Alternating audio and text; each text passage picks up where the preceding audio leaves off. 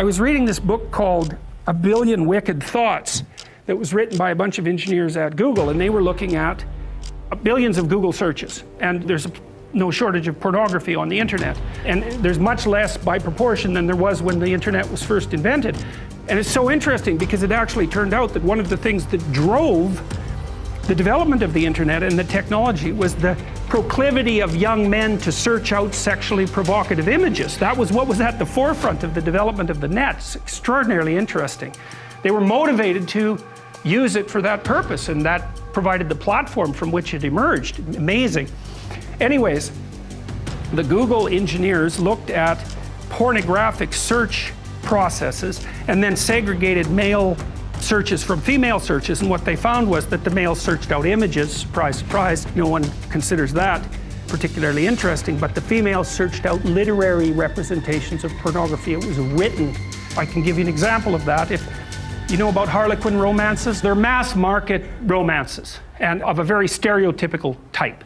The original ones were pretty harmless in terms of no violence and no real sexual content. But that was 40 years ago, and they've differentiated tremendously, and now there's hardcore Harlequin romances, and with particularly garish covers, and then there's the old, more tame, basic, sexless and aggressionless romances where everything is implied and not explicit, but the explicit ones exist. So they did a plot analysis of the typical pornographic female fantasy.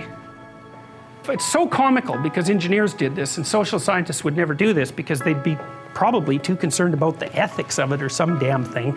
But engineers, they'll just plow ahead with no concern whatsoever for such things, and they actually discover things that way. They discovered the basic plot of the female pornographic literary product, and they identified, so basically what happened was that a innocent, well-meaning, and attractive young woman encounters a male who's a bit of a monster.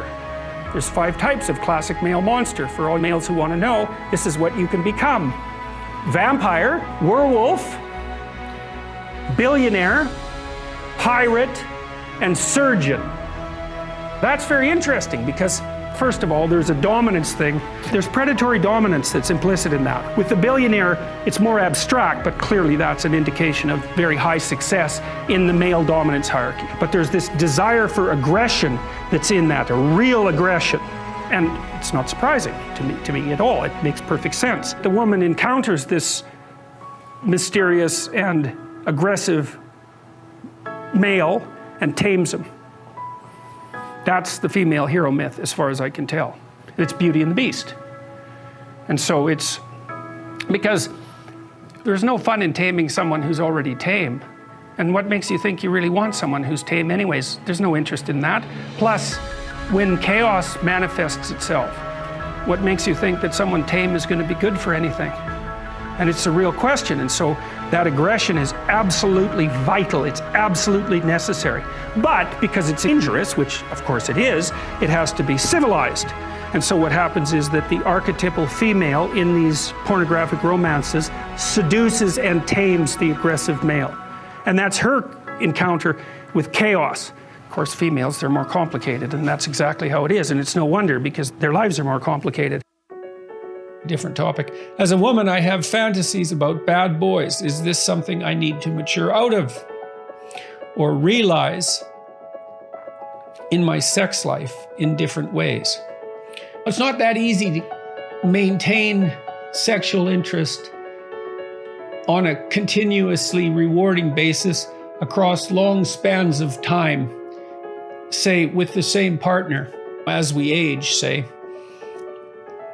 Fantasy can provide pointers to overcome that proclivity for the deterioration of sexual interest. I remember reading Raymond Chandler. He talked about the beauty industry and the fashion industry and the hundreds of millions of dollars or billions of dollars that people spend on that, enhancing sexual interest, and came to the conclusion that it was all worth it. Because it's difficult to do. It's difficult to pull beauty into sexuality.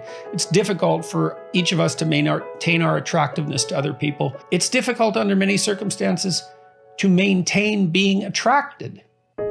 Fantasies, that's the part of you that has a proclivity towards sexual gratification, trying to make what it needs and wants known to you.